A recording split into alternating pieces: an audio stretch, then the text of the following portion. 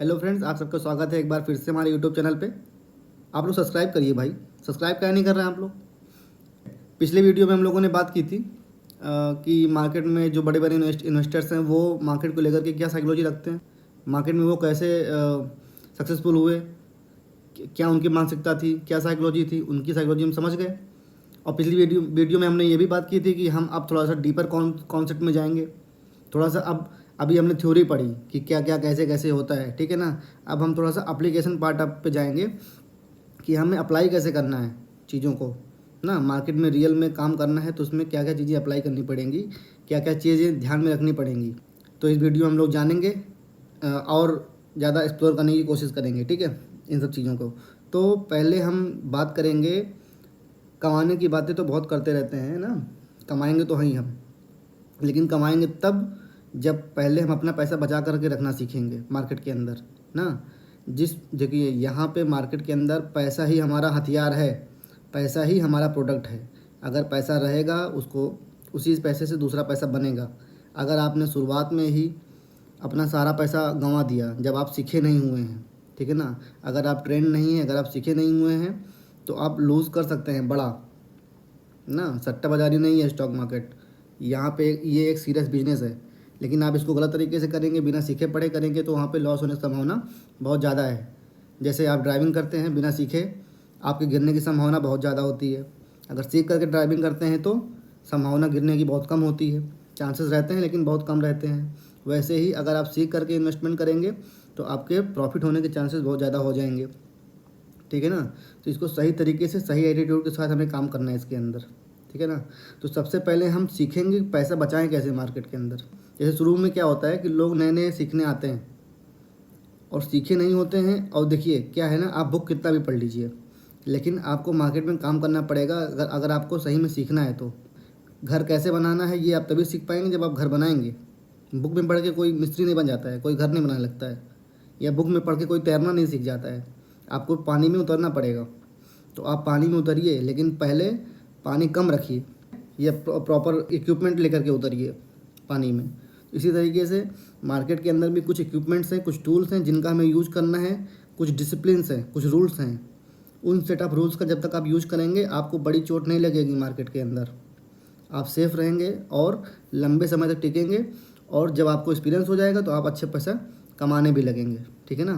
तो शुरू में अगर थोड़ा बहुत लॉस होता है तो उससे डरना नहीं है, बस लॉस को कम से कम रखना है। तो इस अब आगे वीडियो में हम यही जानेंगे कि अपने लॉस को कम कैसे करें, ठीक है ना। तो चलिए वीडियो को आगे बढ़ाते हैं। First step to become profitable investor, ठीक है। हमें पहला स्टेप क्या है प्रॉफिटेबल इन्वेस्टर बनने का, पहला क्या है। देखिए ये वॉरेन बफेट साहब हैं, ये जब 11 साल के थे तब से ये इन्वेस्टमेंट की दुनिया में है, तब से इन्वेस्ट कर रहे हैं और अभी ये दुनिया के लगभग सबसे बड़े इन्वेस्टर हैं, ठीक है ना।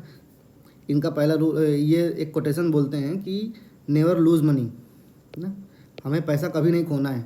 और दूसरा रूल क्या है, नेवर फॉरगेट रूल नंबर 1, मतलब रूल नंबर 1 हमें कभी भूलना नहीं है, ठीक है ना।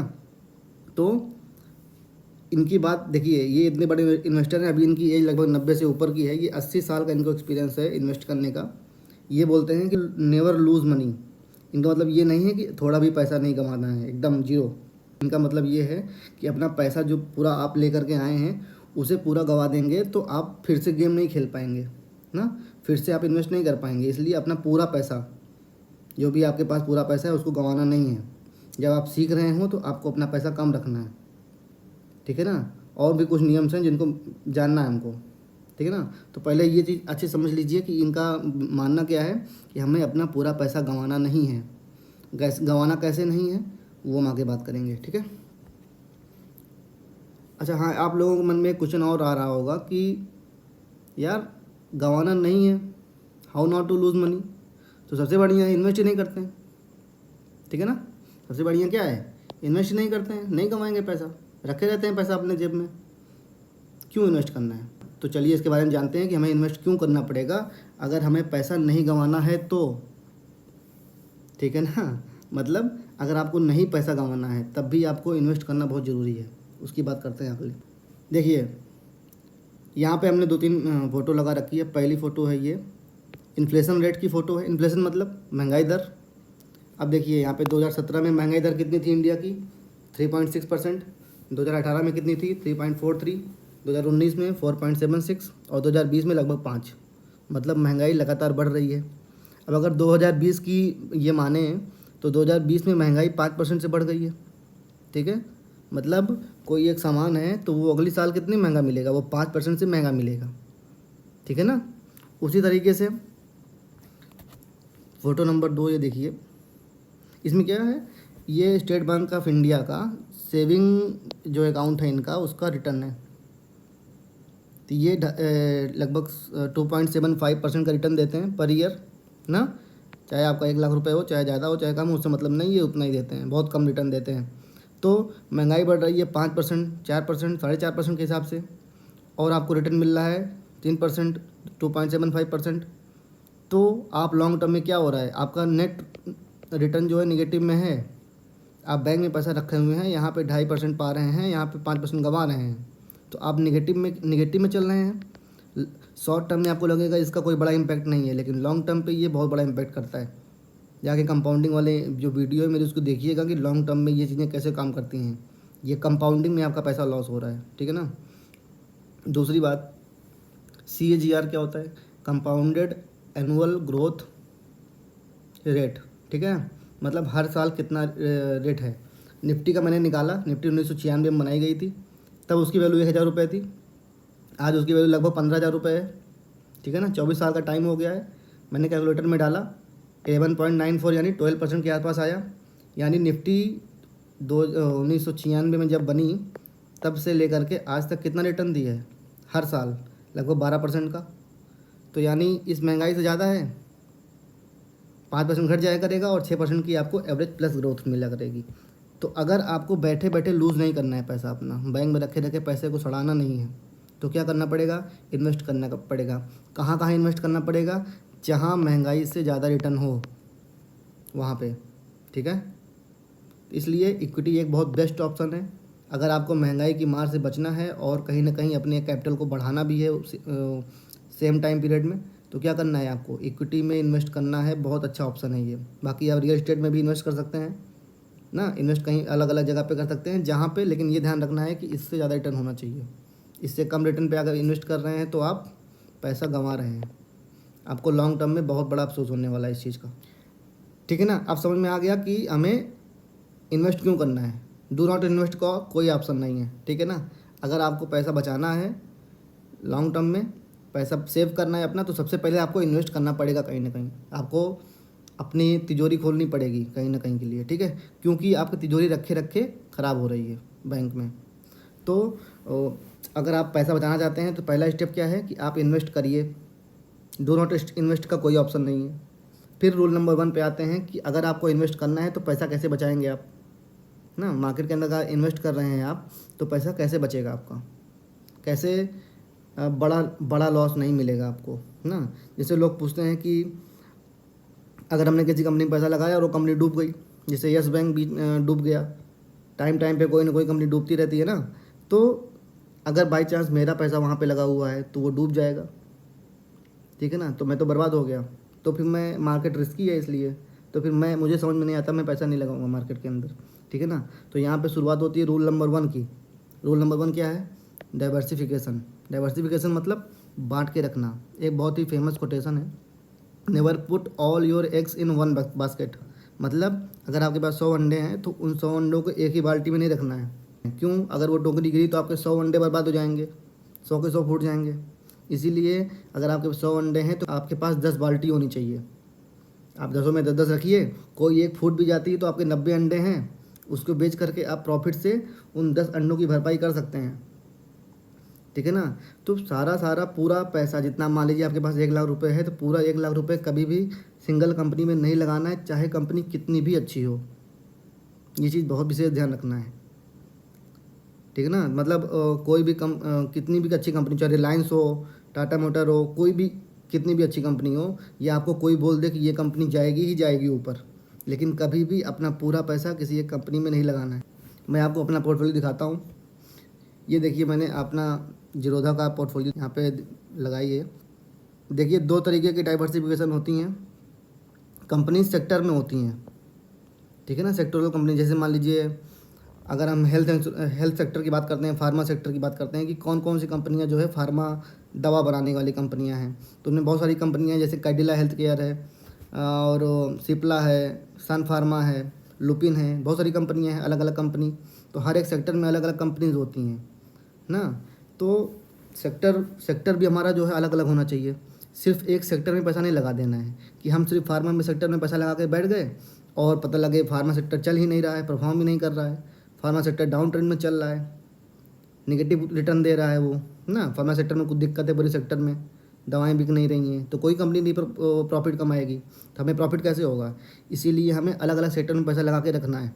देखिए यहाँ पे हेल्थ केयर में लगा हुआ है 20% इस समय मेरा पैसा, इंडस्ट्रियल में लगा है 17%, मटेरियल्स में 15%, कंज्यूमर स्टेपल्स में। कंज्यूमर स्टेपल्स क्या होते हैं, जो कितनी भी भुखमरी फैली रहे, ठीक है ना, मतलब कितनी भी गरीबी फैली रहे, लेकिन ये बिकेंगे ही बिकेंगे, जैसे खाने पीने की सामानें होती हैं ना।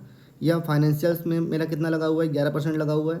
कंज्यूमर डिस्क्रिशनरी में कितना लगा हुआ है, 8.36%। ये क्या होती हैं, ये होती हैं जब इकोनॉमी ग्रो कर रही होती है तो इनकी डिमांड बढ़ती है, जैसे कार वाली कंपनी, मोटर वाली कंपनी, ठीक है। तो जैसे टाटा मोटर है ना, मेरे पास पड़ा हुआ है, तो ये उसी के अंतर्गत आता है ना। यूटिलिटीज़ हो गई, तो ये अलग अलग सेक्टर में पैसा लगा हुआ है। पैसा मान लीजिए मेरे पास 10 लाख रुपए है, तो उसका 20% हेल्थ केयर में, 17% इंडस्ट्रियल में, ऐसे ऐसे मतलब अलग अलग डाइवर्सिफाई करके मैंने लगा रखा है अलग अलग सेक्टर्स में। पूरा पैसा सिर्फ एक सेक्टर में नहीं लगाया है, ठीक है। उसी तरीके से अलग अलग कंपनी में भी मान लीजिए एक कंपनी ये क्या है, टाटा मोटर में मैंने 7% लगा रखा है, तो लुपिन में 6%, अडानी में 4%, कैडिला में 4%, सन फार्मा में 3%, टाटा कंज्यूमर में 3%, एयरटेल में 3%, ठीक है ना। तो मैंने अलग अलग कंपनी में भी अपना पैसा बांट रखा है, मतलब एक ही सेक्टर की 2 अलग अलग कंपनीज, एक ही सेक्टर की 3 अलग अलग कंपनीज। सेक्टर बांटेंगे, कंपनी बांटेंगे, डबल डाइवर्सिफिकेशन। मतलब पहले हमने सेक्टर लिया अलग अलग, जैसे मान लीजिए हमको पैसा लगाना है, ठीक है ना, 1 लाख रुपये लगाना है, ठीक है। तो क्या करेंगे, हम 5 सेक्टर डिसाइड कर लेंगे, हेल्थ में लगा दें, इंडस्ट्रियल में लगा दें, यूटिलिटीज़ में लगा दें, कंज्यूमर में लगा दें, फाइनेंशियल में लगा दें, ठीक है। अब इसमें क्या करेंगे, 20-20 हज़ार हो गए, 20-20 हज़ार आ गए सब में। अब क्या करेंगे, हम इस 20 हज़ार में भी अलग अलग कंपनी चुनेंगे। हेल्थ केयर की 3-4 कंपनी चुनेंगे, इंडस्ट्रियल की 3-4 कंपनी चुनेंगे, कंज्यूमर की 3-4 कंपनी चुनेंगे और फाइनेंशियल की 3-4 कंपनी चुनेंगे, ठीक है ना। और इन सब में हम अलग अलग पैसा इन्वेस्ट कर देंगे, ठीक है ना। जिस कंपनी की जितनी अच्छी रेटिंग रहेगी, जो कंपनी जितनी अच्छी परफॉर्मेंस रहेगी उतना ज़्यादा पैसा, और जिसकी परफॉर्मेंस कम रहेगी उसमें कम पैसा, ठीक है ना। इस तरीके से हमें अपने पैसे को डाइवर्सिफाई करके रखना है। इस केस में क्या होगा कि अगर मान लीजिए कल को कोई कंपनी डूब जाती है, एक कंपनी, आपके पास 1 लाख रुपये था और आपके पास 20 कंपनियाँ थी, तो हर कंपनी के पास कितना कितना रुपये था, 5-5 हज़ार रुपये था।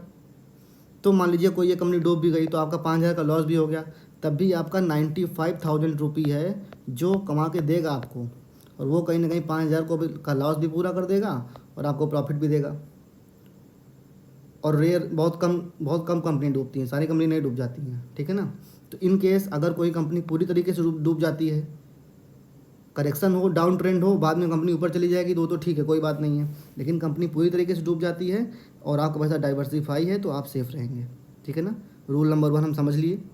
आगे अगले वीडियोज़ में और भी रूल के बारे में बात करेंगे, और भी चीज़ें जानेंगे कि और भी कैसे अपने पैसे को बचा सकते हैं हम बड़े लॉस से।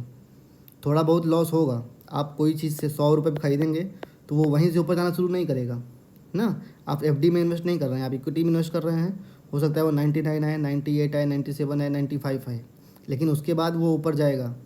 पूरी तरीके से क्रैश होने पे क्या होगा, पूरी तरीके से क्रैश होने पे आपको लॉस हो जाएगा, पूरी तरीके से पूरा पैसा आपको डूब जाएगा। इसलिए आपको अलग अलग कंपनीज में डाइवर्सिफाई करके रखना है। 15 से 20 कंपनी तो आपके पोर्टफोलियो में कम से कम होनी चाहिए, उससे कम नहीं होनी चाहिए। 15-20 कंपनी में पैसा आपको बांट के कम से कम रखना है। मैक्सिमम ज़्यादा हो सकता है 25-30, कभी कोई तो 50-100 भी हो सकते हैं, ठीक है ना। लेकिन एवरेज पोर्टफोलियो 20 से 25 कंपनियों का होता है, 15 से 25 कंपनी का, ठीक है ना। तो आपके पास 15 से लेकर 25 कंपनी में पैसा बटा हुआ होना चाहिए। कभी भी एक कंपनी में पूरा पैसा नहीं लगाना है, ये चीज़ आपको। और ये चीज़ देखिए, ये जो भी मैं रूल बता रहा हूँ ना पैसा बचाने का, मैं आगे बताऊँगा कि पैसे अच्छे स्टॉक कैसे चुनें, पैसा कैसे कमाएं, ठीक है ना। तो उसको आप मानिएगा चाहे ना मानिएगा, लेकिन जो पैसा बचाने के रूल हो ये आपको ज़रूर मानना है, क्योंकि आपके पास अगर डिसिप्लिन है ना, आप किसी सेट ऑफ रूल्स पे काम करते हैं तभी मार्केट में पैसा कमाएंगे। अगर आप अपना डिसिप्लिन खोते हैं, इमोशंस में बह जाते हैं, तो फिर आप पैसा गंवा सकते हैं बहुत बड़ा, ठीक है ना। तो आपको शुरू में पैसा बचा करके रखना है, तभी आप बड़ी जर्नी अचीव कर पाएंगे मार्केट के अंदर। और आप मार्केट के अंदर अगर बात टिके हैं तो पैसा तो आप कमाएंगे ही, क्योंकि निफ्टी, जैसे वो निफ्टी वाला था ना कि निफ्टी CAGR 12% है पर ईयर, तो निफ्टी तो हर साल 12% से बढ़ ही जाएगा, ठीक है ना। तो आप तो पैसा कमाएंगे ही, लेकिन बस ज़रूरत क्या है किस चीज़ की, कि आपका पैसा टिका रहे मार्केट के अंदर। टिका रहने से क्या है, कई तरीके के मार्केट में रिस्क हैं। पहले रिस्क के बारे में हमने बात कर ली कि अगर कोई कंपनी पूरी तरीके से डूब जाती है तो क्या करें। तो इसीलिए किसी कंपनी में पूरा पैसा लगाना ही नहीं है, छोटा छोटा पैसा लगाना है। कोई कंपनी अगर एक डूब भी जाती है तो उससे हमें कोई फ़र्क नहीं पड़ना चाहिए, ठीक है ना। तो ये चीज़ हमने जान लिया। अगले वीडियोज़ में और भी तरीके की बात करेंगे कि कैसे कैसे पैसा बचा करके रख सकते हैं हम अपना, ठीक है ना। चलिए, हाँ और एक चीज़ और, अगर आप यहाँ तक आए हैं इसका मतलब आपको वीडियो पसंद आया है, तो सब्सक्राइब करके जाइए, शेयर वगैरह करते रहिए। लोग सीखते रहेंगे तो वो गलतियाँ नहीं करेंगे मार्केट के अंदर, और मार्केट में आराम से काम करेंगे, सट्टाबाजी करने की कोशिश नहीं करेंगे यहाँ पे, ठीक है ना। तो चलिए चलता हूँ, बाय।